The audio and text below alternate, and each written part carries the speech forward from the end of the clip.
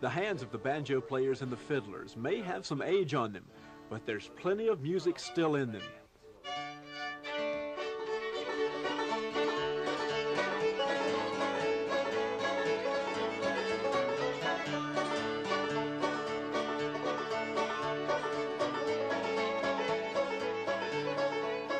These are sounds you can only hear in the southern Appalachians. The musicians play local tunes, just as they've played them for decades. Songs like Muddy Road to Ducktown, Smoke Behind the Clouds, and Cotton-Eyed Joe.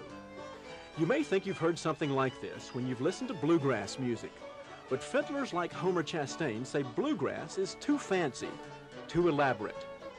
They add too much to a tune. They don't play it like it originated from. Just add too much to it and it ruins a lot of it. I like it just the old-fashioned way of breakdowns like they always been. These breakdowns were the music of square dances, which were held in people's homes at the beginning of this century. But now these musical styles and these tunes are in danger of disappearing.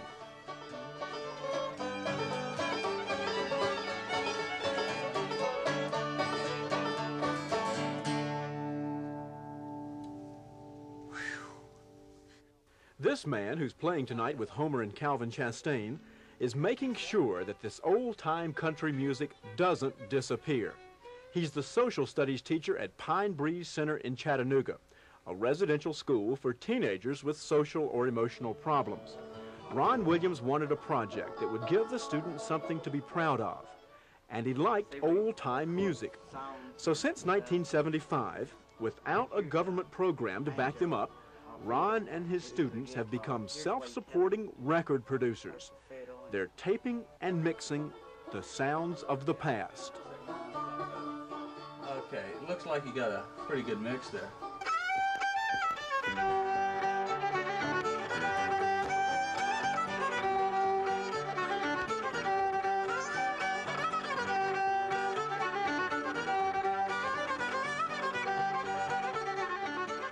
The taping started with this man, fiddler L.D. Barbee.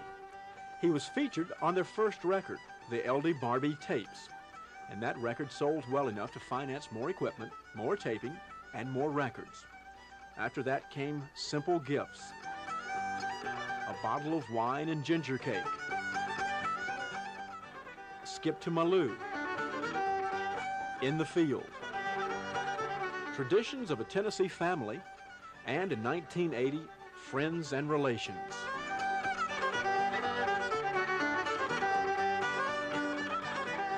When you get this music started, you get them blending together, and there's something in there that makes people want to dance. They feel light, you know, happy.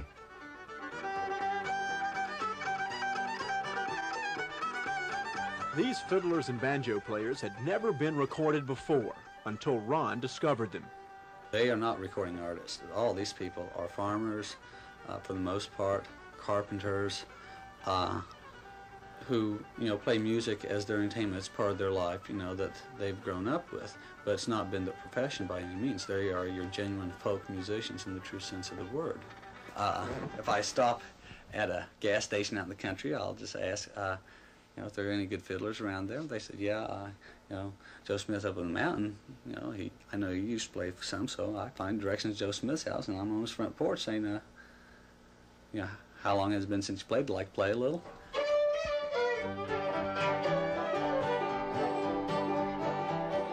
So, thanks to Ron and the students at Pine Breeze, this traditional music is being preserved.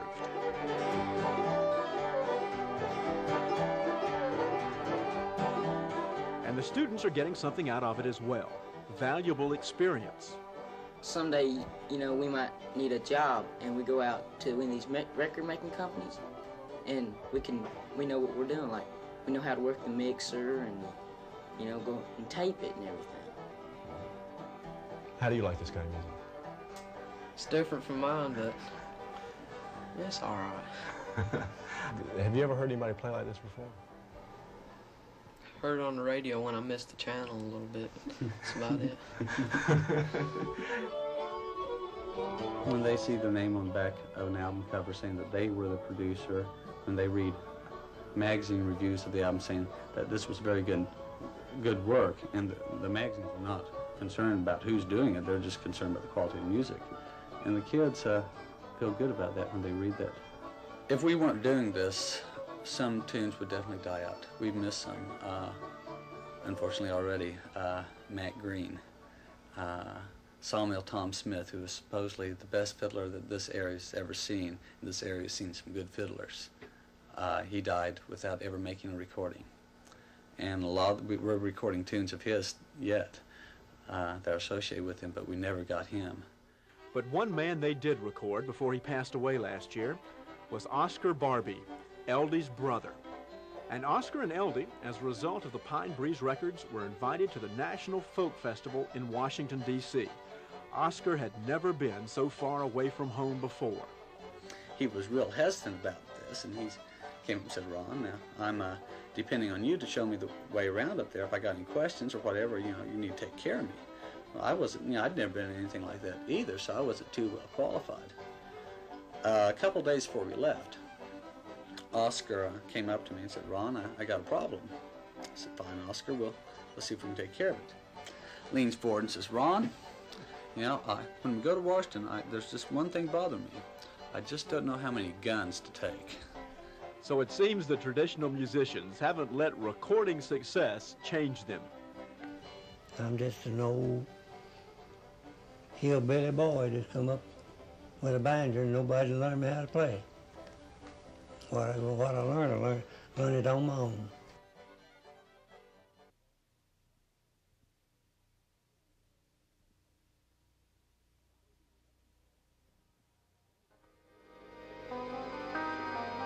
There may be nothing else like it, running off the sheer edge of a mountain and flying. I wanna be high.